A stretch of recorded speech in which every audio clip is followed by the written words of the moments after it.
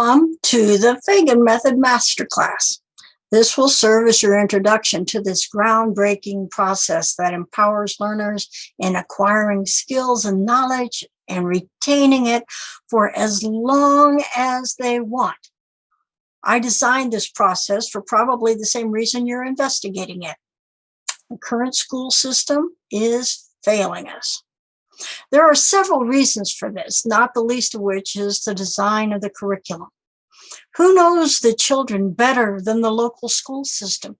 And why are some programs prescribed by the government officials, many who have never spent a single day in the public school as either a teacher or a student? Who designs how long the class sessions need to be, what order to teach the material, what textbooks to use, which students pass and which do not? How much of a voice do the parents have in educating their children? Isn't an educated populace to the benefit of the country? Why is it treated like a glorified child care center so both parents can go off to work?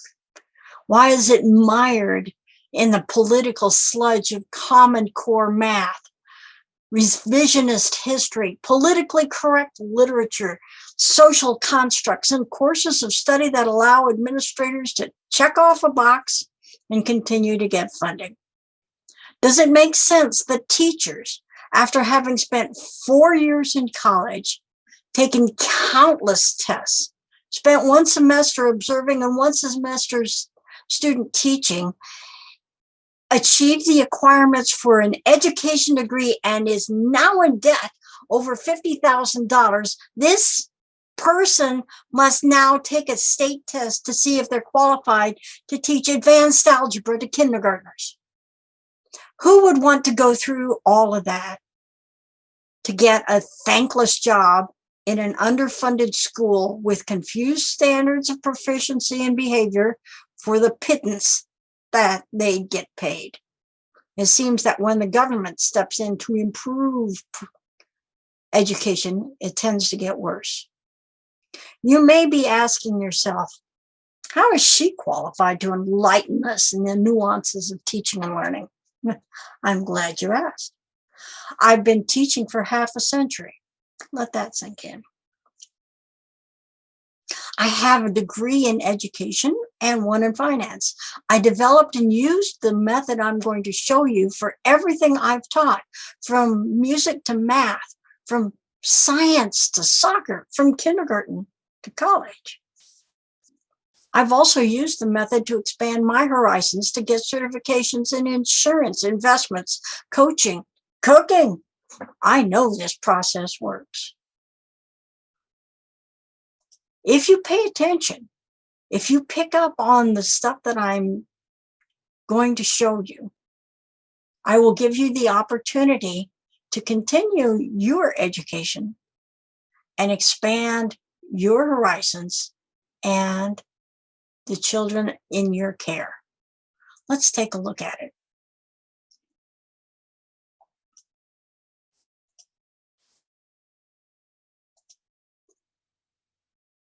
This is the learning curve. Now, a learning curve describes how we approach new material. There's an initial part which is very difficult. And then with practice, it gets better until the new information is integrated into our systems and we can use it for things that will come later.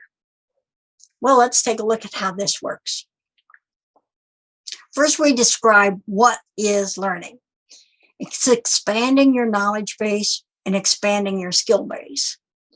Knowledge base is the stuff that you can recall at a moment's notice, something that you remember that you can use in solving problems. Your skill base are the things that you use, the processes that you string together that allow you to walk, to ride a bike, to play a game, to watch a mystery movie and figure out who the bad guy is. These processes are strung together so that we can move forward in our education and explore new places to get knowledge and expand the skills that we have. Let's take a look. Start out with knowledge. In the traditional system, all information comes from an outside source. Children don't know anything. You have to put stuff into them so they can understand. The priorities are also chosen by someone else. Sometimes it's the parents, sometimes it's the teachers, sometimes the administration, the school board, the state, the country. So how do they get those integrated into a coherent educational system? It's not easy. Information is transferred to the greatest number of people in the least amount of time because we have to get these kids through all the stuff in order to become productive citizens. And like the questions I asked before, how long are each of the sessions? How much material do they need to cover? And a lot of times that is out of our control. Let's take a look at the skills then. Skills are directed by an outside source, just like the knowledge. They're measured by competition. Who's the fastest runner? Who dribbles the best? Who can stand on point longer? Who can solve the most problems in math class? Who can write the best stories? And skills are prioritized according to the developmental state of the student. Now, how this is found is through testing, and standardized tests don't always measure what they purport to measure. We've discovered in most of the examinations of students that the purpose of the test is not to see how much they can recall. It's not to see how well they use the information. It's not in order to make sure that they've got their priorities straight into what happens first when they're learning. The test is basically to see how well they take a test. Now, if you've ever taken an assessment test or accreditation test, you know this is true. In some tests, they make the questions unreasonably vague or outside the scope of our study just to make sure that only the top people at taking tests get in to the system. For instance, in an insurance accreditation, a lot of the stuff that you will see on the test, you will never see in life. I've been an insurance agent for 20 years, and I have yet to see a viatical settlement. I'm not going to tell you what that is. You can look that up. But it's not something you'll come across. And yet, out of 150 questions, there were 7 questions on the test having to do with this little known trivia. Every single educational path that you take in college starts out with a flunk out test, one that's meant to discourage people from coming into the area so that they don't have to worry about the tire kickers and the wannabes. The problem is it just measures how well they take a test. It doesn't measure what they want to know. Therefore, assessing the skills and assessing the knowledge by taking a test is probably not a very accurate way of placement when it comes to putting kids into groups according to their mental abilities or their physical skills. It just doesn't quite fit the bill. But we use that because We have to get the most students through the most material in the least amount of time. How does this apply? Well, information is used as a basis for further study. So you can't move on to 7th grade until you've mastered the skills in 6th grade. You can't move on to advanced algebra until you've had algebra 1. You can't go and play a concerto on the piano until you've played 3 Blind Mice. It makes perfect sense. But the advancement that we are seeing in our school system is based on age, not competence. You will find a learning curve like what we talked about in every single grade. So they'll start out here, and then average people will be up here, and then you'll have the people that are really, really fine over here. These guys will get past, these guys will get past, these guys will get past. These guys are bored, these people are okay, these people are completely lost. Why not go by competence? Because they don't know how to test that. They just know how to test how well people take a test. Are you getting as frustrated as I've been? Well, let's take a look at how it's put into practice. The schools as we know them are based upon the idea that the mind is an empty slate, that there's nothing in there until we put something in there. Let's consider this. Let's look at these. Memorization is the key to all learning because what you put in there has to come out somehow. And the only way to make sure it stays there is to memorize it. Repetition in whole is the best way to memorize. Now let's take a look at this. When you were in junior high, you probably studied the Gettysburg Address. How much do you remember?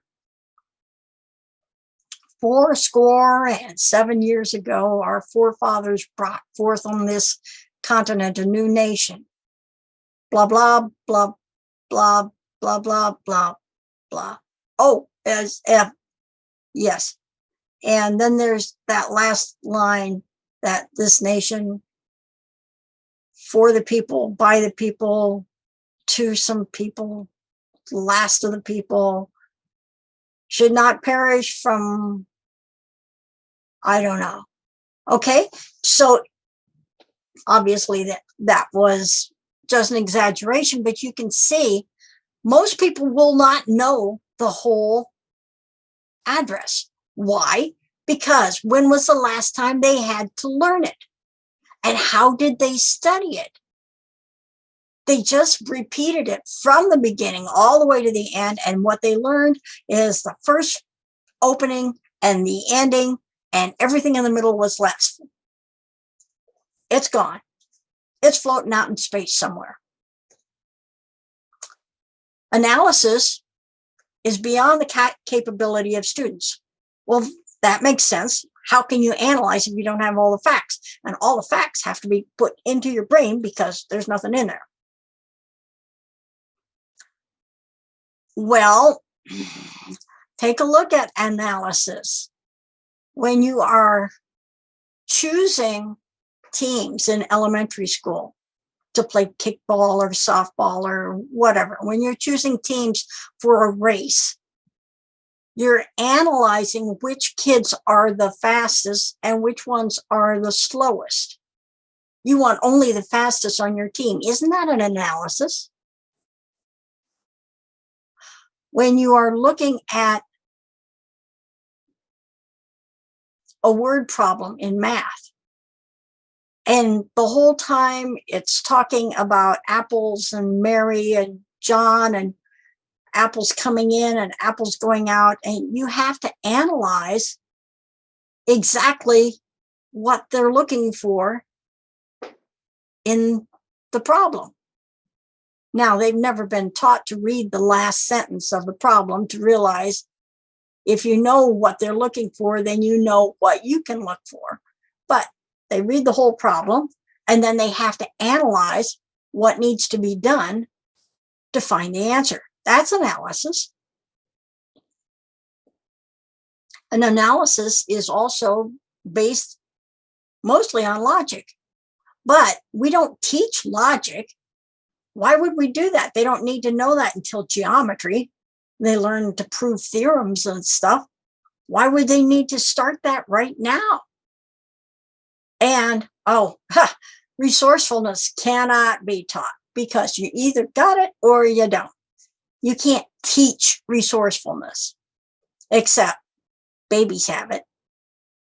They figure out all kinds of stuff. You've seen the toddler that climbs to the top of the refrigerator to get the cookies. How did he do that? Did you teach him how to climb up on top of the refrigerator? I would be willing to bet you didn't. But he figured it out.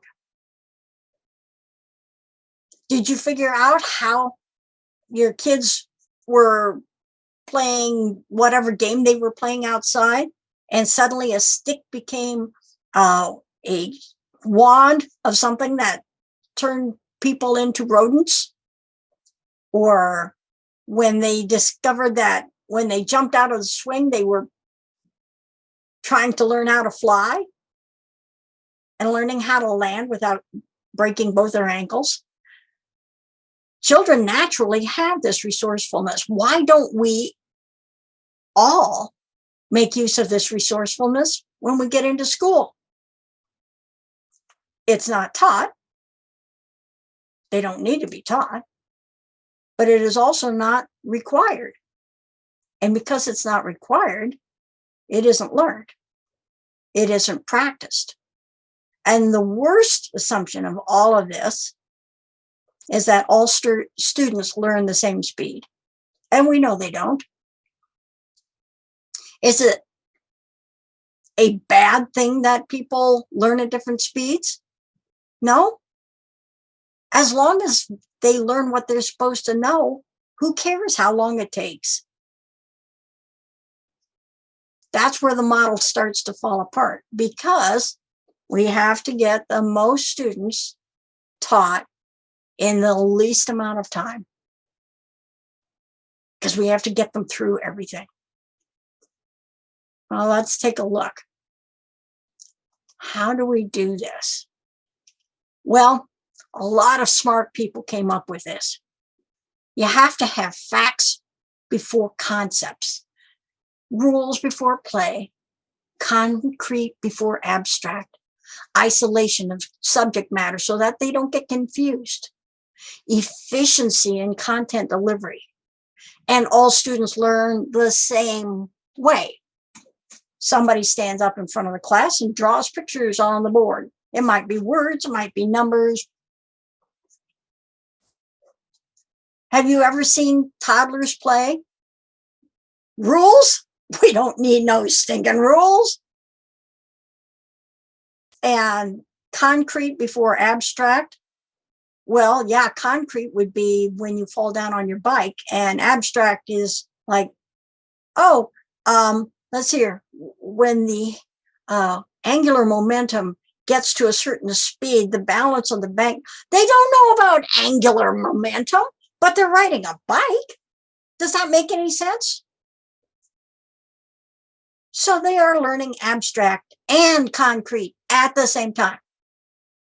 And isolation of subject matter, what of the stuff that you learn in English helps you in your math? Why don't we study those together?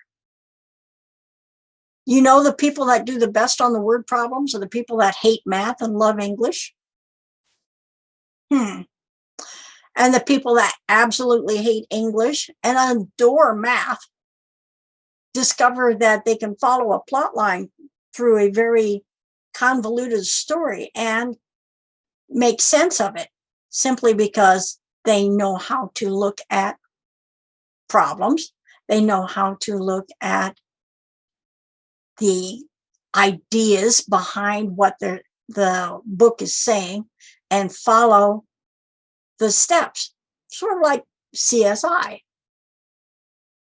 You follow the evidence. And because they are mathematicians, they look at stories in a different way than English majors do. Huh. Can you use both English and science together? Can you use both foreign language and mathematics together? Absolutely. Why? Because they're both representational. Can you learn poetry if you know math? Yes, it's representational. You see this? So everything is related to each other, and yet it's taught separately. Stovepipe. So if you are in a math class, or better yet, in a history class, and you have to write a paper, they won't redline your paper for mistakes in spelling, bad paragraphs, bad logic. They won't redline that. It's what's underneath that's important, because communication has no part in history. Well, do you suppose maybe that's why history keeps repeating itself, because nobody communicates? And the idea that all students learn the same way is ludicrous. You know people that can close their eyes and see pictures of three-dimensional objects rotating and understand how pyramids are shaped and can picture them in their heads. You also know other people studying the same pyramids that will look at that as formulas.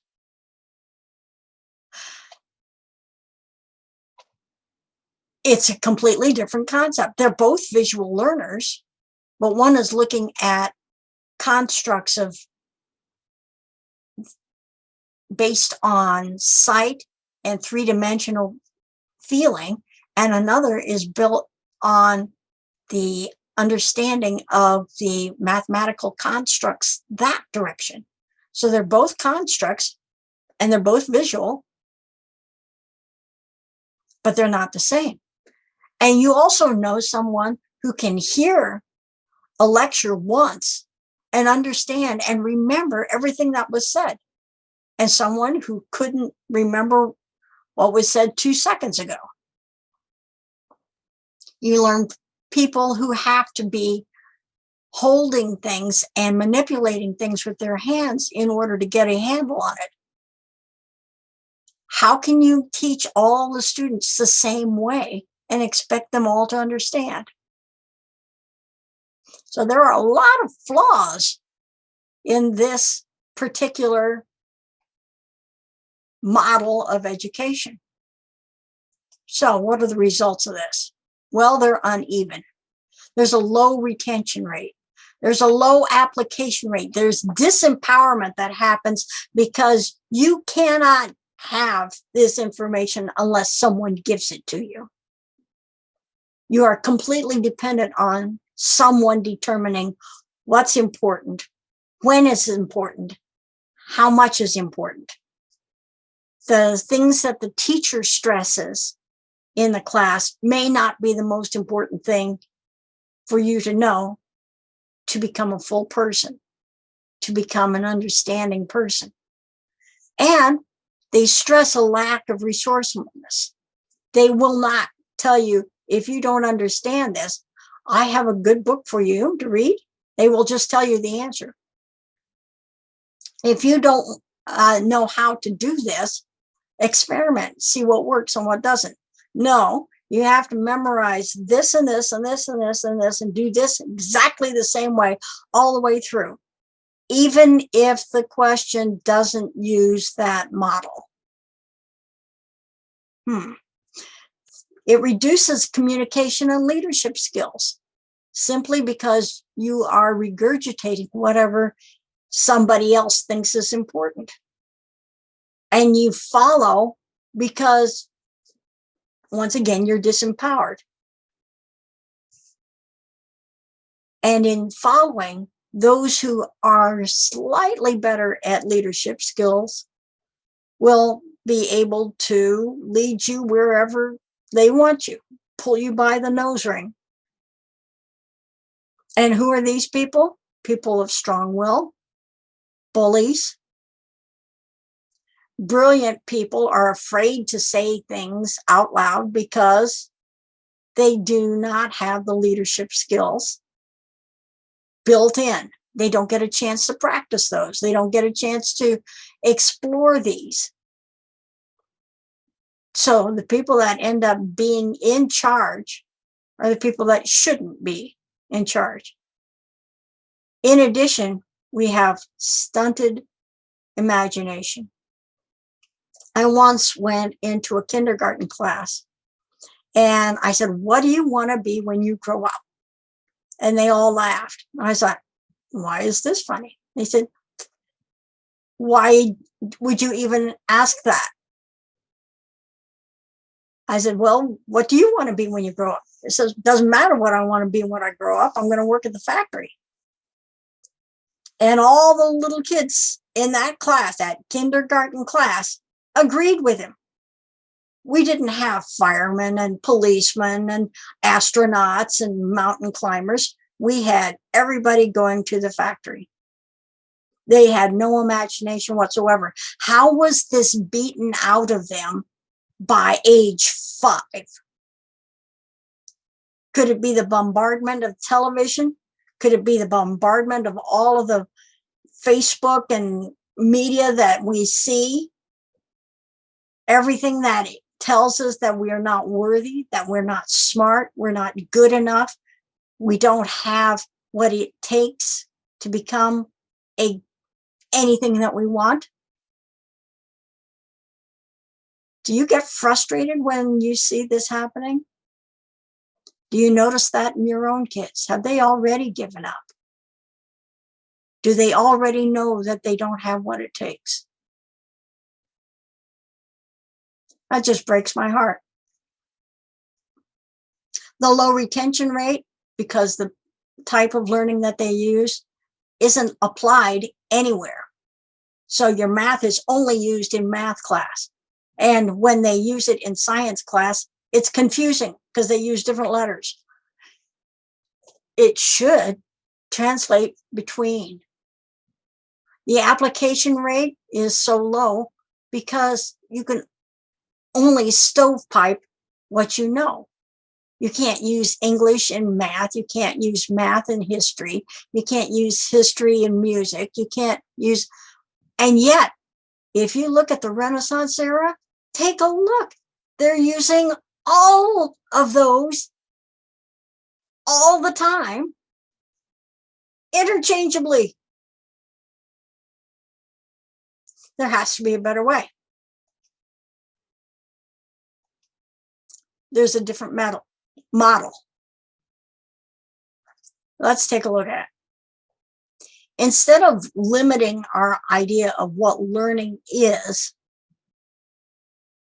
let's take a look at it this way. Let's change the perspective. What really is learning is raising your awareness and increasing your consciousness. Oh, that sounds like a bunch of hoodoo, doesn't it? Raising your awareness. What is around you? How do the birds fly? Why are the grass green and the trees tall? Why does this bird sing a different song than that bird? What is that bee actually saying when he bounces around like that? How come I can ride a bike and my neighbor can't? What's the difference between my car and your car? What's the difference between my mom and your mom? When you're raising your awareness, you're taking a really good look at what's around you and how you see things and how you experience things. When you're increasing your consciousness, you're asking how these things relate to each other. How do you make decisions? Do you react or do you respond? Do you have to have a whole group of people that has a consensus before you can make a decision? Does it really matter what everybody thinks? Do you ever aspire to be more than what you are, to be more patient, more insightful, more inventive? Do you ever see a different you? Do you know people that set up a discipline that helps them attain this aspiration to be more and do more are more likely to get it? That's why they set SMART goals. That's why they have vision boards. They want to get there. And so they set up a discipline to make sure that it happens. But first of all, they have to decide, what do they have within them? So before they can go from what do I want to be to setting up a discipline, they have to find out where they are. What kind of strengths and weaknesses do they have? Where are they going throughout this whole process? And then they are moved into experience that is not just, isn't that interesting, but actively evaluated and actively used for the lessons that it teaches you, so that you can apply what you've learned from other experiences to the one that you're in now, so that you're able to apply what you're learning now to what you want to do in the future. This is the most important thing that we know, is the consciousness level that you are determines what you become. Let's take a look at that a little bit closer.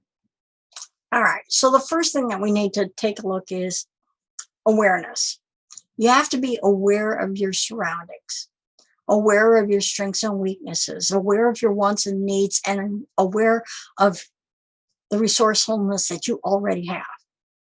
Now, by your surroundings, we're not talking desk, floor, chair, car, house. We're talking about the people you surround yourself with, the information that you surround yourself with, the experiences that you choose to make, where you travel, who you hang around. Once you're aware of all of that around you, you can see trends, things that you didn't know that you were looking for. Did you know that all of your friends has the same colored car? I'll bet you didn't. Well, okay. How aware are you of this trend in your own thinking? Are you aware of the level of education of the people that you surround yourself? Are you aware of how you treat your possessions? Are you neat and tidy? Or does it look like a tornado blew through there? Next, you have to be aware of your strengths and weaknesses. Now, there are tests that you can take to find out what those are. But introspection seems to work just as well, and it's cheaper. What do you like to do? What productive things give you the most joy? That's probably a strength. What would people say about you? Oh, he's the best listener. Oh, he tells the best stories. Oh, nobody can cook like this gal. Oh, you should see how she just calms that horse down, walks up to it, and the horse just, oh, here I am. Hi. And someone who has a green thumb. Those would be strengths. Now, take a look at your weaknesses. I know my weakness is when it comes to gardening. I have a brown thumb. I could plant a live onion and it would look at me and die right just as I put it into the ground. It just give itself up. I know that I have more weeds in my garden than I have flowers. And I know that my tomatoes tend to die on the vine before I get around to picking them. That would be a weakness. Is that something that I want to improve? Well, yes, but it's not first on my priorities list. Are you aware of your wants and your needs? Well, okay. You know about Maslow and all of his needs. You have to have food, water, shelter, safety. And most people will stop at that. Because if you've got all of those things, what else do you need? I mean, really. Yes. Okay. All right. So we've got water. Let's have hot water. All right. Okay. So now we have hot water. Okay. So we live in a tent. Let's get a house. Let's get a mansion. Let's get a castle. Let's get a maid. If you have food, well, hey, look what I found here. Oh, I found an old sandwich that nobody finished. I can eat that. Or I would like a gourmet 12-course meal served on china plates. Both of those approaches to the needs are valid. So if you're taking a look at somebody who would be considered homeless, he's not homeless. He's got a specific place that he goes to sleep. He has a specific place that he goes to eat. He may not feel very safe, but he knows who he can trust. His needs are taken care of. And then there are those people who have endless money and huge houses and fancy cars and people to wait on them hand and foot, and they don't have everything they need. They keep looking for more. Some people get their wants and their needs confused. The wants are the things that will make your life easier, more fun, but they're not needed for you to survive. The thing that stops everybody is that the hierarchy of needs goes farther than just the basics. It goes into self-actualization. It goes to community. And when you've got self-actualization at the top, that means you have arrived as a person that you want to be. Nobody ever gets there, but they always strive for it. But that's a special group of people. That's why it's shaped as a triangle, because so few people make it. It's not because it's not available to everybody. It's because so few people seek it. Oh, so the actual shape is more of a cylinder than a triangle. It allows you to go in 3 dimensions, all the way up to the top and all the way down to the bottom. And everybody has the same opportunities. And that's where resourcefulness comes in. This is where you are in charge of how you get what you want and how you become what you need to be. And let's see how we do that. We start out at a certain point, and knowing what we want to be and what we want to achieve, there will be a gap, a skill that needs to be developed, some missing information that needs to be filled in, a lack of understanding of how one thing relates to another. Now, this can be discovered and then worked on a piece at a time, because once you know what is missing, you can generally find out how to bridge that gap. So let's say, for instance, you are a soccer player and you're a very young soccer player, and you've discovered that you can only dribble with your right foot. Well, what do you need to do? Well, you need to dribble with your left foot. So you practice kicking the ball with your left foot. Now, just kicking the ball doesn't help. It has to be targeted practice. It has to be analyzed. What are you doing differently with your left foot than you are with your right? Oh, well, sometimes you need somebody to help you out. Somebody needs to look at you and see exactly what the difference is. But they're not going to develop the skill for you. I mean, they can't go out there and move your leg for you. That would be ludicrous. So then you design an approach. You practice your left-footed kicking skills and you run down the field kicking only with your left foot. And then you do it again, kicking only with your left foot back the way you came. And slowly but surely, your left foot gets the idea. If I kick it like this, it goes where I want it. If I kick it like this, it goes the speed I want it. If I kick it like this, it bounces and I can't control it. All of these things are analyzed in your head and transferred to your leg so that it works. So now you've got it done in your left foot.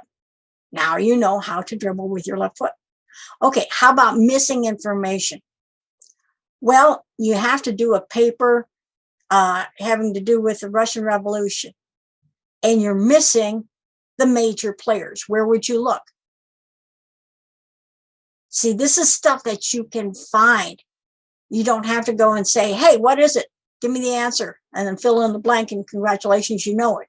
No, because what's happened is that you have not engaged your own resourcefulness to find the missing information.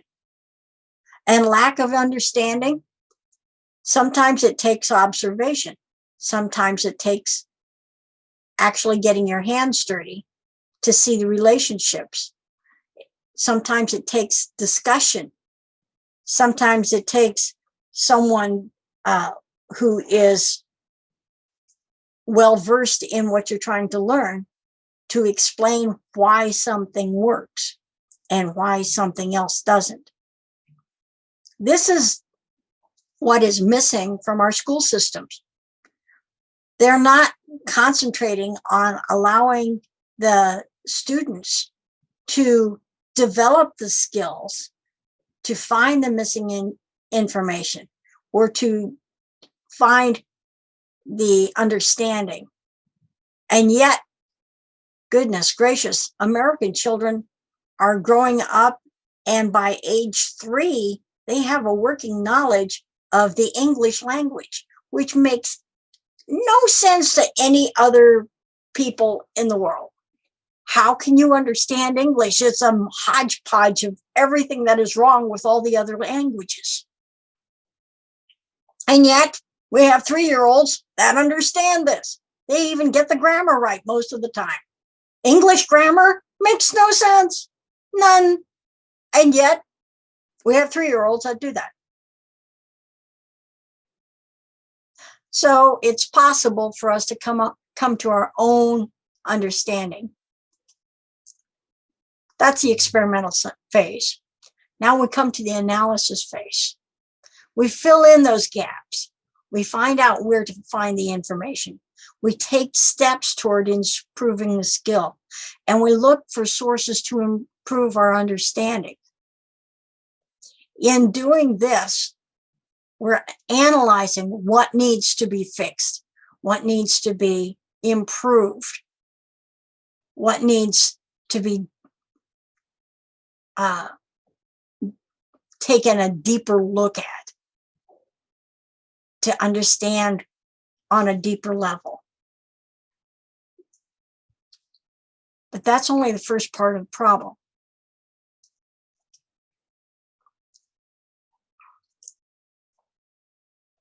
We next need targeted practice. See, you practice what you don't already know. You don't practice the stuff that you do know. For instance, back to our Gettysburg Address, everybody starts at the beginning and goes all the way through the end. Then they start at the beginning and they go all the way through the end. And then they start at the beginning and go all the way. They get the beginning and the end right, and they mess up the middle. Why? Because the part they don't know is not at the beginning. The part they don't know is in the middle, and they don't start in the middle. They have to start at the beginning. That does not make sense.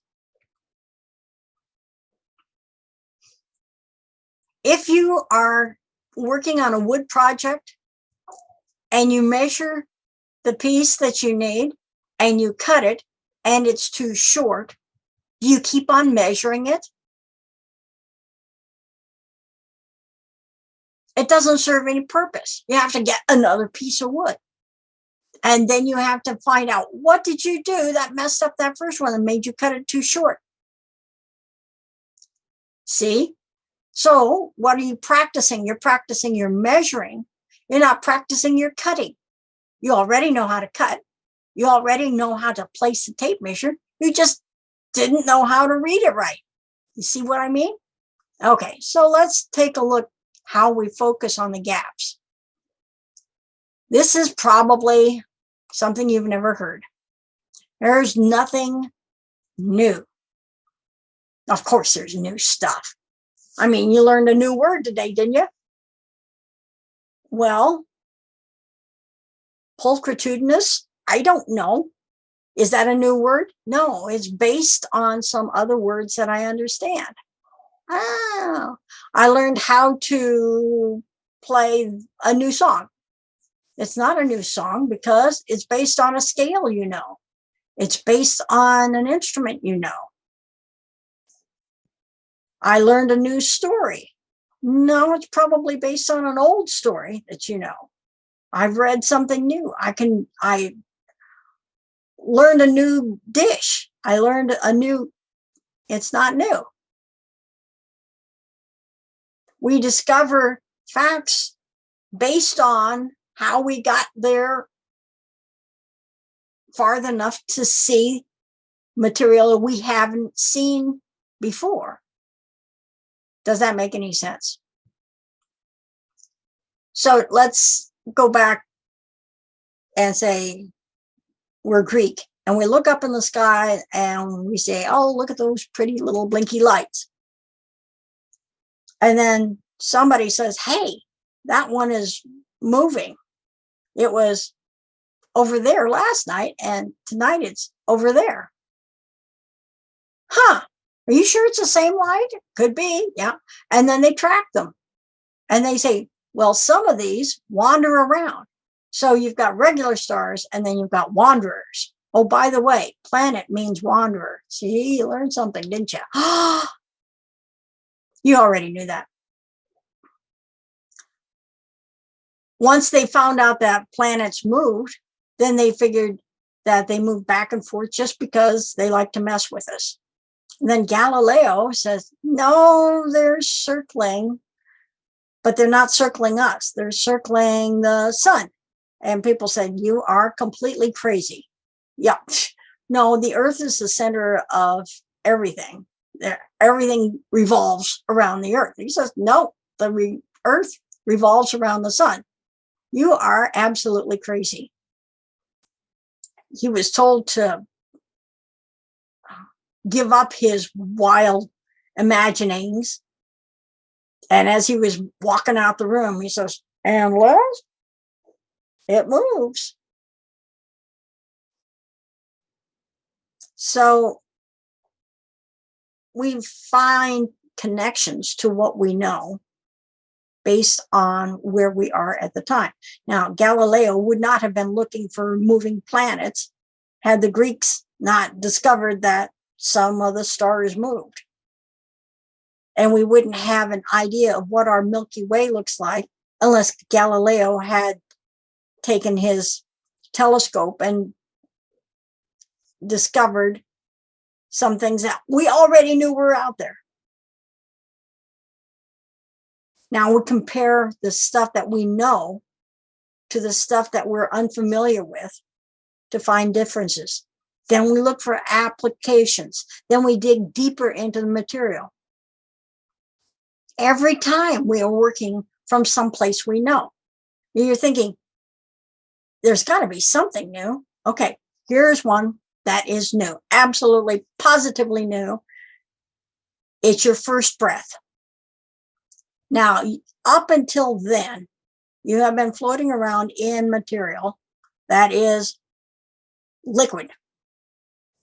And you can't see, and you can't smell, and you can't experience anything outside this dark, warm, liquidy place. Suddenly you are in a bright light, your eyes squeeze shut, and you're cold. They've never been cold before. But that's not scary until suddenly they're inhaling this scary stuff called air. And they know they're going to die because you can't breathe air. This is, where's the cool stuff that I'm used to breathing? No. This is brand new. They're inflating their lungs for the very first time. Can they move their arms and legs around? Yes. Do they have control? No. But because they know that their arms and legs move around, they will eventually roll over and then sit and then crawl and then walk and then run and then, like Usain Bolt, like football players, like javelin throwers, like high jumpers, like mountain climbers. All of these are based on funny walks. And yet, you were doing those same actions when you were a baby. Can you grab things? Yes. So what's the difference between grabbing things and playing the piano? You do one finger at a time. Oh. So everything that you are knowing right now is based on stuff that you have learned just by living. When you look for other applications, how many people actually look for other applications after they've learned something?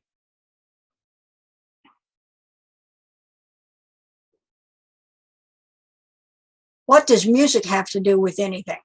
Oh, it has everything to do with everything, but that's just my opinion. No. Take a look at it.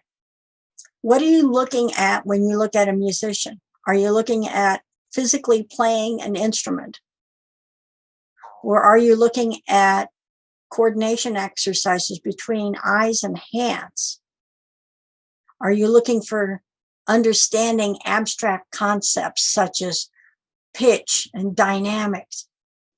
Are you looking at this musician as someone who makes music in and of himself? What about the guy that wrote the music?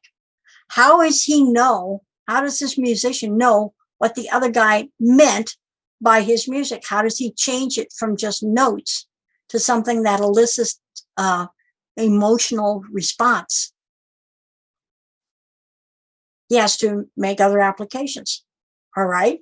Can this be done when you're reading poetry? Well, yeah. Can this be done mathematically when you're looking at a construct and you can see that there is a physical picture that results from what you are describing on paper? Oh, it's a graph. Oh, it's a line. Oh, it's a sine curve. You're interpreting abstract notation in order to bring forth something tangible and something visible. Okay. All right. How about he's sitting in an orchestra? Now he's not only listening to himself, he's listening to all the other players. And his part has to fit in with theirs. So we're talking teamwork. You're talking making music where you don't have the most important part, but you support that part. And whoever has the most important part doesn't always keep the most important part. So if you take a look at a Beethoven symphony, sometimes the melody is in the violins and sometimes it's in the cello. Sometimes it's in the brass, sometimes it's in the woodwinds. You can see that it's what? Soccer. You're moving the ball around to different players. You're moving the melody around to different players. So you can see that the music has applications much bigger than just tooting in your horn or tinkling on the ivories. And digging deeper into the material makes you even more curious, so that you explore other areas that you hadn't even considered before.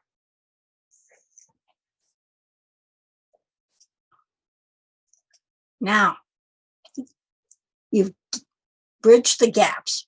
We got that little guy dribbling with his left foot.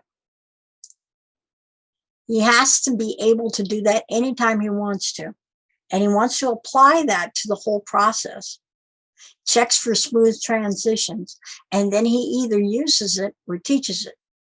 Now, when you are using it, you are refining your own skill level. If you are teaching it, you are not only refining your skill levels simply by demonstrating, but understanding on a deeper level why this new skill works. And it could be a feeling, it could be a process, it can be a perspective. But if you're trying to teach it, you have to put it into the perspective that your student can understand. So how does this work when you've got the gaps bridged? Where does that lead you? So you started out here, and then there was this gap, and then there's here, and then you got the bridging material. And it may not mesh exactly with what you've got before and what you had afterwards. But the more you use it, the smoother the transition gets. So that this is one plane rather than two planes bouncing around each other.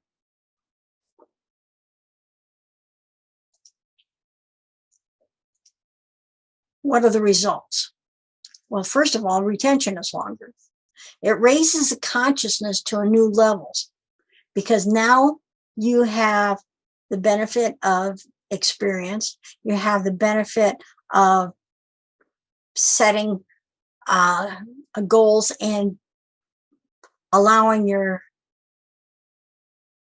discipline to make you better at bridging those gaps. And because it comes from inside of you, it stays longer. And because it raises your consciousness to new levels, you respond rather than react. You are able to understand on a deeper level why this stuff is sticking to your brain. It encourages resourcefulness instead of represses it. So when they say, oh, we can't do it that way, it's never been done that way. And you say, oh, really? And you look around and you find stuff that works, even though they say it's impossible. Oh, no way you can climb the Mount Everest. That's ridiculous. There's no air up there. You would die. And it's too cold, and the storms and the winds, and it's treacherous, and you don't know anybody that's ever been up there because you're the first one, so it's not possible to. And then they've got 1,500 people a year go up there. They have traffic jams. So people find a way, and it promotes innovation. What if we could? I saw something yesterday. My daughter was on a climbing wall at the college. And usually when you're on a climbing wall, you have some requirements for safety. and you'll have somebody on one rope to make sure that the person that's on the wall doesn't fall down. You can catch them before they get hurt. She was going up without somebody holding the other end of the rope. There was a pulley at the top. It was called an auto belay. Now, when I was learning how to crawl up walls and stuff, they didn't have that. If there wasn't somebody down at the bottom to catch you, you didn't go. And yet, there she was, climbing up this wall. It must have been 30 feet. And she had this auto belay. I was there. It was an innovation that we'd never seen before. How would you like some sort of an amazing communications application that would allow you to talk to somebody no matter where if you knew the code number? Oh, it's a telephone. Oh, how about Facebook? Oh, how about text messaging? How about satellites? How about, see, so all of this innovation happens because there's a gap that needs to be filled and somebody sees a connection. It allows people to be more self-reliant. They don't have to constantly seek somebody to solve their problems. It also makes them less gullible. Now, what do I mean by that? It used to be that if it was written in the newspaper, it was true. But we kind of know that's not true anymore. Because remember all of those silly rags. Yes, my uncle is an alien. Oh, of course, Elvis is still alive. Oh, yes, you can use vinegar to make your toes grow straight. All kinds of stuff. And we thought what people need is more information. So we gave them more information and unlimited access to Google and to Facebook and to TikTok and Instagram and anything else that you want to talk. And they will still believe the stupidest things. They do not know how to be self-reliant when it comes to gathering information. So they'll believe anything that is convenient and allows people to assign importance to somebody that can solve the problem or take the blame. Can we agree that less gullible people would be a better thing for our country than more gullible people? So targeted practice makes smart use of our time. Now, I know this seems like brand new, and it's going to be a little bit confusing simply because the most unfortunate thing about education is that you spend just as much time unlearning as you do learning. Let's take a look at that. What you have been taught all of these years in school and all of the stuff that you have come up through with your experiences and the people that you've learned to trust, it doesn't work. It doesn't work. And so what do we do about this? How do you know that your little system works, Mrs. Fegan? Well, my son came home from school one day and he said, well, I have to go to summer school. I said, oh, really? What happened? He says, well, I flunked math, English, and biology. I'm sorry, Mommy. Oh, how did you flunk all of those classes? He said, well, I didn't do my homework or turn it in, but I don't know. Now, to his credit, he didn't blame the teacher. But when he did his Iowa basic skills test. And I'm thinking everybody has to do that at least once a year. He tested in the 20th percentile, down on the bottom. He couldn't take a test to save his life. And yet I knew he wasn't stupid. I knew he wasn't ignorant. I knew he was a brilliant kid and just did not know how to take tests. So what did I have to do?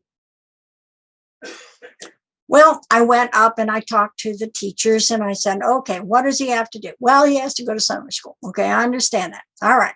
So how long are the classes? And give me all the stuff. So they said, well, it's very simple. He has to do 2 hours per day for every subject that he needs to pass. Okay, so 2 hours for biology and 2 hours for, oh no, we don't teach biology. Does he need biology to move up to 8th grade? Nah. I'm thinking, then why did you teach it? So 2 hours for math and then 2 hours for English. Okay, so it starts in June and ends in June. This got me a little confused. The kids go to school 180 days every year. And even if they spend 50 minutes in class, that's still about, what, 90 hours on every class? More than that. Oh, well, okay, it'll be close to 160 hours. 160 hours on a class for a whole year, and yet he was only having to spend 2 hours a day for a month. Wait a minute. Okay, let's do some math here. Oh gosh, my brain is hurting. Okay, 2 hours a day, 5 days a week, 10 hours a week, 40 hours. Where are the other 120 hours that he needs to understand the stuff that he missed this last semester? And she looked at me and said, he doesn't need that much. Oh, and we only go 4 days a week. Wait, 32 hours of summer school takes care of a whole semester's worth of information that he's supposed to have learned over this past year? Yeah, that's about right. I'm thinking, well, then why do you have them go for a full year? Why don't you get the 32 hours done and call it quits? It doesn't make any sense.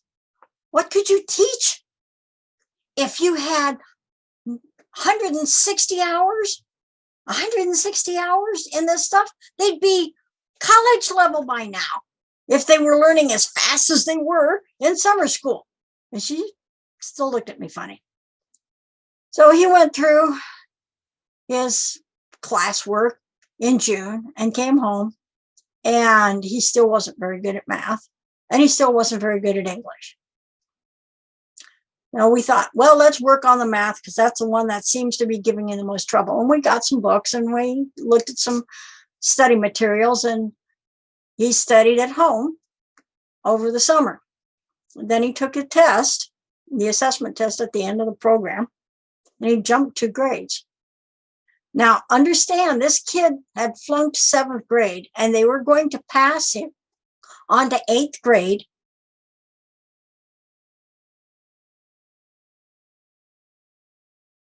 just because he was old enough. Does that make any sense whatsoever? No. How is he going to be able to keep up with the 8th grade stuff if he couldn't understand the 4th grade stuff that he was stuck on? Yeah, he was testing at the 4th grade level in math, and he was expected to go into 8th grade. He was testing at the 5th grade level in English and spelling, reading comprehension. And yet it was okay. He was going to go on to 8th grade and he'll do fine. In what universe is that? Well, not in this one. So what did he have to do to get caught up? I'm guessing you're asking the same question. After all of this COVID stuff, how is my kid ever going to get caught up to what a normal kid in his grade is going to be? They've skipped all of this stuff. Can you imagine your first grader is going to start in school in fourth grade and has never been in a classroom? I don't know. So we decided we were going to homeschool during 8th grade. I pulled him out. I said, we can do this. We did this over the summer. Let's see how we go. So we got him in English and history and math and science and literature and all the stuff that he had to do. And then, of course, he had to take saxophone lessons because I'm a mean old nasty lady and I like to see him in pain. But the idea behind that was that we were going to study and use the method I just showed you with the discovery, the experimentation, the analysis, filling the gaps, targeted practice, and resolution. And the only way that he was going to study was using that method because I knew it worked.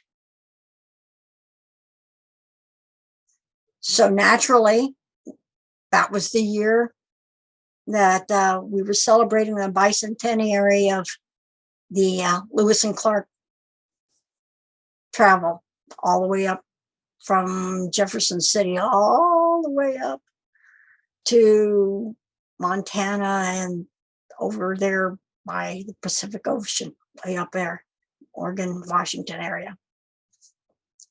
And we were celebrating that. So everything had to do with that.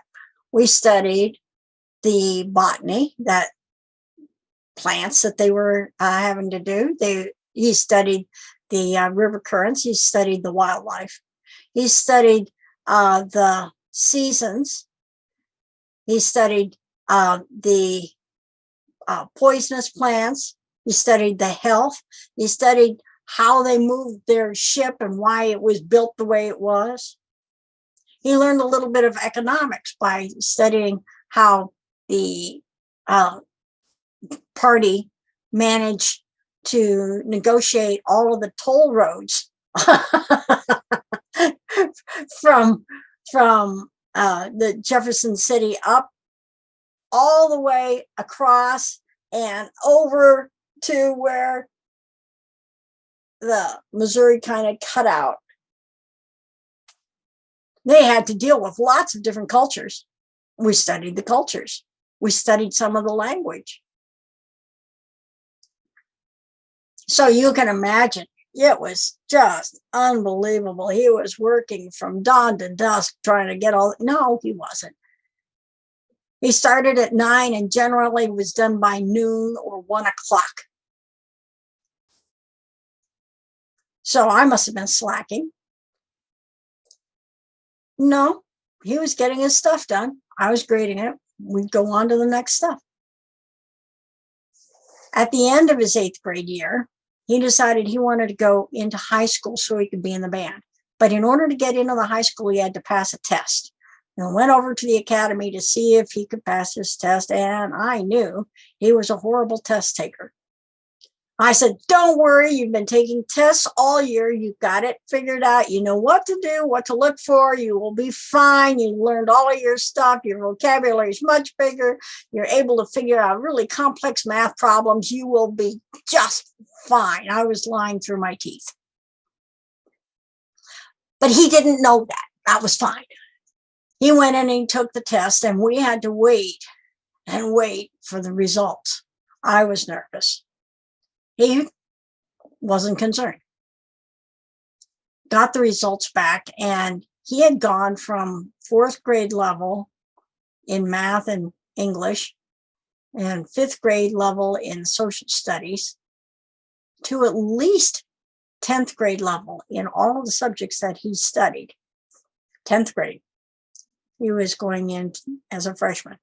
In addition, he had several subjects where he had the indication PHS listed after that. Now, I found it really rude that they would put these little initials up and not tell you what they meant. I ended up scouring the page to find out what PHS stood for. I finally found it down at the bottom in mouse print, about this big. I had to use a magnifying glass to see it. PHS meant post high school. So there were some subjects that he had studied where he had jumped 10 grades. 10 grades in 1 year, 3 hours of study a day. Does this system work? Yeah, it works. Does he test better now?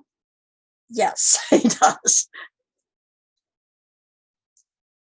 I want you to believe that this system is going to help get your kids, or possibly you, into a place where there is nothing in the universe you can't discover. There is nothing in the universe that you can't figure out, that you can't learn. It doesn't matter what skill you're looking at, doesn't matter what process they've been teaching you all of these years, this process works. It is for average people with average intelligence. It is not for geniuses, although it works really great with geniuses. Of course, it makes them completely insufferable because they really do know everything. But it will give you access to things you never had before. And I think once you get this method under your skin, you won't be able to think any other way. And your skills will go right through the roof. If this has piqued your interest, I do have another masterclass that you can click on that will go into more detail on how we actually use this system to learn something. We also have available a group think tank, so to speak, where we can discuss approaches to learning that will help you understand new material, because we know there's nothing new. And we also have one-on-one discussions, me and you or me and the child, so that they can pick up what they need to pick up and you can help because you understand how the system works. We want you guys to be successful. We want you to reach for the stars because there's nothing out of your reach now. Thank you.